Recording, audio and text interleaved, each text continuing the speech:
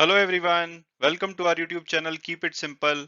आज के वीडियो में हम बात करेंगे उन की इवेंट्स की जो कि इस वीक यानी कि 10th जनवरी से लेकर के 14th जनवरी तक स्टॉक मार्केट को इम्पैक्ट कर सकते हैं। और आगे बढ़ने से पहले अगर आपने अभी तक चैनल को सब्सक्राइब नहीं किया तो प्लीज सब्सक्राइब करके हमें मोटिवेट कीजिए। तो सबसे पहले अगर हम पिछले वीक की समरी की बात करें तो पिछला वीक 2022 का पहला वीक था और उसमें काफी हेल्दी स्टार्ट हुई और ओवरऑल हमारी मार्केट ग्रीन में बंद हुई।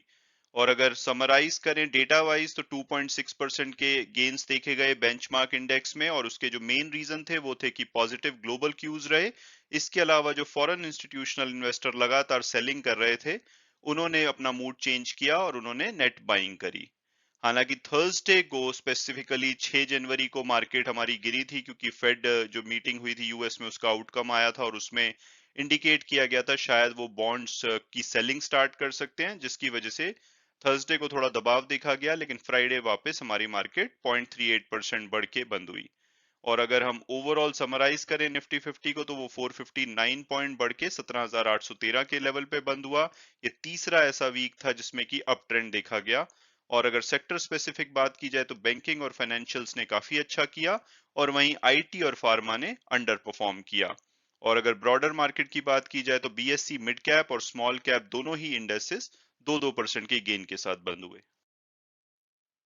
और अब अगर बात की जाए इस वीक के की इवेंट्स की यानी कि 10th जनवरी से 14th जनवरी, तो सबसे बड़ा इवेंट होगा क्वार्टरली नंबर्स। इस वीक से जो थर्ड क्वार्टर के रिजल्ट्स हैं यानी कि अक्टूबर से दिसंबर के क्वार्टर के रिजल्ट्स वो पब्लिश होने लगेंगे। इसमें सबसे पहले आईटी कंपनी स्टार्ट करेंगी और उसके बाद बैंक्स वगैरह स्टार्ट करेंगे। और इसके अलावा जो इकोनॉमिक डेटा आना है इन्फ्लेशन के ऊपर भारत में, यूएस में, चाइना में, वो इम्पैक्ट कर सकता है मार्केट को। और थर्ड रीजन हो सकता है कि कोविड की सिचुएशन कैसे रहती है। ओमिक्रॉन के केसेस लगातार बढ़ रहे हैं लेकिन लकीली उसमें कोई ज्यादा डैमेज नहीं देखा जा रहा है, तो ये देखना होगा कि उसकी सिचुएशन कहाँ जाती है। तो ये कुछ की इवेंट्स होंगे इस वीक के लिए।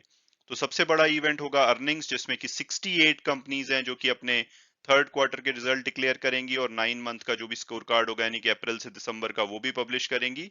इसमें अगर बड़े नाम की बात की जाए तो Infosys, TCS, Wipro, HCL, HDFC bank, ये कुछ बड़े नाम हैं। हालांकि एचडीएफसी बैंक इस वीक में सैटरडे को रिजल्ट डिक्लेयर करेगा तो उसका जो इम्पैक्ट है वो अगले वीक दिखाई देगा। इनकी जो अगर वेटेज की बात की जाए तो इन कंपनीज की ऑलमोस्ट 25% वेटेज है इनकी निफ्टी 50 में, तो ये निफ्टी 50 को इम्पैक्ट कर सकती हैं। इसके अलावा कुछ और अन्य स्मॉल कैप और मिड कैप कंपनीज भी रिजल्ट डिक्लेयर करेंगी जैसे कि Mindtree, Aditya Birla Money, CESC, Delta Corp. ये कुछ बड़ी कंपनीज हैं जिनके की रिजल्ट इस वीक में डिक्लेयर किए जाएंगे। इसके अलावा जो फोकस रहेगा वो मेनली आईटी स्टॉक्स पे रहेगा क्योंकि चार large caps company Infosys, TCS, Wipro 12 जनवरी यानी कि वेंसडे को अपने रिजल्ट डिक्लेयर करेंगी और वहीं एचसीएल 14 जनवरी को अपने रिजल्ट डिक्लेयर करेगी। और इसके अलावा एक mid cap company mind tree 13 जनवरी को अपने रिजल्ट डिक्लेयर करेगी। तो आईटी स्टॉक्स में काफी वॉलेटिलिटी देखी जा सकती है। और अगर इसकी थोड़ी सी पिछले वीक्स की परफॉर्मेंस की बात करें तो पिछले दो सेशंस में ये 3.5% करेक्ट हुए हैं आईटी इंडेक्स। हालांकि 21 दिसंबर से लगातार ये बढ़ रहे थे और इसमें 10% का राइज देखा गया था। लेकिन अभी पीछे जब एक्सेंचर ने अपने आउटलुक डिक्लेयर किया था दिसंबर में तो वो काफी पॉजिटिव था। तो उम्मीद की जा रही है कि ओवरऑल जो आईटी के रिजल्ट्स हैं वो स्ट्रांग रहेंगे। इनका रेवेन्यू 2.5 से 4.5% क्वार्टर ओवर क्वार्टर बढ़ सकता है कांस्टेंट करेंसी टर्म्स में। और इन्फोसिस भी अपना जो फुल ईयर का फोरकास्ट है उसको रेस कर सकती है। इसके अलावा इकोनॉमिक डेटा भी इंपॉर्टेंट होगा जो भारत का सीपीआई इन्फ्लेशन डेटा यानी कि कंज्यूमर प्राइस इंडेक्स वो दिसंबर का डिक्लेयर किया जाएगा। इसके अलावा इंडस्ट्रियल आउटपुट फॉर नवंबर भी रिलीज होगा। ये भी वेंसडे 12 जनवरी को डिक्लेयर किए जाएंगे। इसके अलावा जो होलसेल प्राइस इंडेक्स का इन्फ्लेशन है वो फ्राइडे यानी कि 14 जनवरी को डिक्लेयर किया जाएगा। और अगर बाहर की बात की जाए तो यूएस और चाइना भी अपने जो इन्फ्लेशन नंबर है वेंसडे 12 जनवरी को डिक्लेयर करेंगे। तो इससे लगता है कि 12 जनवरी में कुछ इंपॉर्टेंट रिजल्ट्स हैं, कुछ इंपॉर्टेंट इकोनॉमिक डेटा है, तो बहुत ही क्रिटिकल डे होता है, हो सकता है यानी कि थर्सडे को जब हमारी मार्केट खुलेगी तो उसमें थोड़ी बहुत वॉलेटिलिटी देखी जा सकती है। और अब अगर बात की जाए ओमिक्रॉन की, ये कोविड 19 का लेटेस्ट वेरिएंट है।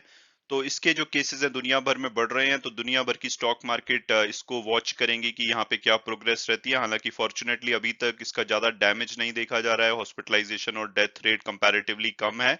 लेकिन फिर भी इसके ऊपर निगाहें रहेंगी क्योंकि भारत में भी सैटरडे को 1,60,000 नए केसेस दर्ज किए गए, जो कि पिछले अगर हम सैटरडे से कंपेयर करें तो 6 टाइम्स ज्यादा थे।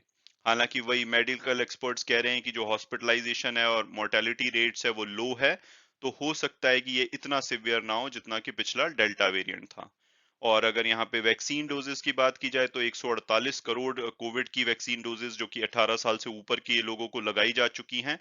इसमें से 42% ऐसे लोग हैं जिनको कि दोनों डोजेस लगाई जा चुकी हैं। और उम्मीद की जा रही है कि सेंटीमेंट है कि कोई अक्रॉस द कंट्री लॉकडाउन नहीं लगेगा, यानी कि जो भी होगा वो डिस्ट्रिक्ट लेवल पे, स्टेट लेवल पे थोड़ी थोड़ी रेस्ट्रिक्शंस लगाई जाएंगी, बट थ्रू आउट जैसे कि अप्रैल 2020 मार्च 2020 में लगाया गया था वैसा लॉकडाउन लगने की उम्मीद नहीं है। तो इससे मार्केट सेंटीमेंट थोड़ा सा सपोर्टिव रह सकता है। और अगर भारत से बाहर बात की जाए तो US, UK, France, Turkey, Spain, Italy, Argentina, Mexico, ये कुछ देश हैं, कोलंबिया, कनाडा कनाडा वगैरह, जहां पे कि ओमिक्रॉन के केसेस बढ़ते हुए देखे गए हैं। और अगर ऑयल प्राइसेस की बात की जाए तो उसमें पीछे 14% का जंप देखा गया है लास्ट 3 वीक्स में। और जो क्रूड ऑयल एक टाइम पे $71.52 के आसपास चल रहा था दिसंबर 20th को, वो जनवरी 7th को $81.75 पर बैरल पे क्लोज हुआ है। और उसका जो मेन कारण है, आपने सुना होगा, कजाकिस्तान में अनरेस्ट चल रहा है, वहां पे एलपीजी के प्राइसेस बढ़ने की वजह से लोग सड़कों पे आए हुए हैं, और अब लग रहा है कि उसमें बड़ी ताकतें जैसे कि रशिया और यूएस इन्वॉल्व हैं। तो यहाँ पे एक चिंता की बात है, क्योंकि एक बहुत बड़ा क्रूड ऑयल प्रोड्यूसिंग नेशन है। और इसके अलावा लिबिया में थोड़ा बहुत जो इनकी प्रोडक्शन कैपेसिटी में मेंटेनेंस वर्क चल रहा है, उसकी वजह से थोड़ा बहुत प्रोडक्शन में ड्रॉप हुआ है, तो जिसकी वजह से प्राइसेस बढ़े हैं। तो इस पे भी निगाहें रहेंगी, क्योंकि अगर यहाँ पे प्राइसेस बढ़ते हैं तो ये भारत के लिए अच्छा नहीं है, क्योंकि हम नेट इंपोर्टर हैं।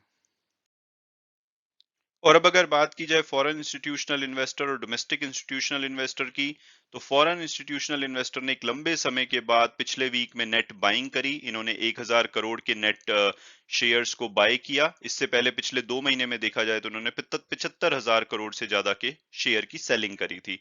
और डोमेस्टिक इंस्टीट्यूशनल इन्वेस्टर अभी भी सपोर्ट कर रहे हैं। उन्होंने पिछले 2 महीनों में 61,000 करोड़ से ज्यादा की बाइंग करी थी, और पिछले वीक में भी 3,300 करोड़ की बाइंग करी। और अगर हम एफएनओ व्यू के हिसाब से देखें, यानी कि जो भी फ्यूचर एंड ऑप्शन का डेटा अवेलेबल है, उसके हिसाब से लगता है कि मार्केट 17,500 से 18,000 के बीच में रह सकती है। लेकिन अगला वीक वॉलेटाइल हो सकता है रिजल्ट्स की वजह से, और जो इकोनॉमिक डेटा आना है तो उसमें वॉलेटिलिटी देखी जा सकती है। तो इस जो रेंज है उसको ब्रीच किया जा सकता है, बट ओवरऑल जो एफएनओ डेटा है वो ये दिखा रहा है कि 17,500 से 18,000 के बीच में मार्केट रह सकती है। और अब अगर एक नजर ग्लोबल मार्केट पे डाली जाए तो फ्राइडे को अनएम्प्लॉयमेंट का डेटा रिलीज किया गया यूएस में, जिसके बाद उनकी मार्केट गिरी। आप देख सकते हैं कि डो जोन्स, एसएसपी 500 और नेस्डैक कंपोजिट तीनों ही इंडेक्स नेगेटिव बंद हुए। इसमें सबसे ज्यादा नेस्डैक कंपोजिट ऑलमोस्ट 0.96% बंद हुआ। और इसके बाद जो फ्राइडे को उनकी मार्केट बंद हुई, उसके बाद अगर हम फ्यूचर्स में भी देखें तो फर्दर 0.19, 0.16 और 0.06% की गिरावट देखी गई। तो यूएस की मार्केट अच्छा साइन नहीं दिखा रही है। लेकिन अगर एसजीएक्स निफ्टी देखें तो फ्राइडे को हमारी मार्केट आवर्स के बाद वो 17,925 पे बंद हुआ, जो कि हमारी जो क्लोजिंग हुई थी 17,812 उससे ज्यादा है। तो वो एक थोड़ा पॉजिटिव सिग्नल है। इसके अलावा अगर हमारे जो टॉप कंपनीज के एडीआर, यानी कि अमेरिकन डिपॉजिटरी रिसीट की बात की जाए, तो बैंकों में लग रहा है कि आज पॉजिटिव मोमेंटम देखा जा सकता है, क्योंकि आईसीआईसीआई बैंक और एचडीएफसी बैंक दोनों ने ही 2.5 से 3.5% से ज्यादा की रेज दिखाया फ्राइडे के सेशन में यूएस में। और इन्फोसिस और विप्रो भी देखा जाए तो वो भी पॉजिटिव बंद हुए इनके एडीआर। तो ओवरऑल मिले जुले संकेत हैं, जैसे कि ग्लोबल मार्केट, यूएस की मार्केट अच्छा नहीं लग रही है, लेकिन एसजीएक्स निफ्टी और हम अपने एडीआरस को देखें तो हो सकता है कि हमारी मार्केट पॉजिटिव खुल सकती है। और स्पेसिफिकली बैंक्स, जो बैंकों के शेयर हैं, वो अच्छा कर सकते हैं।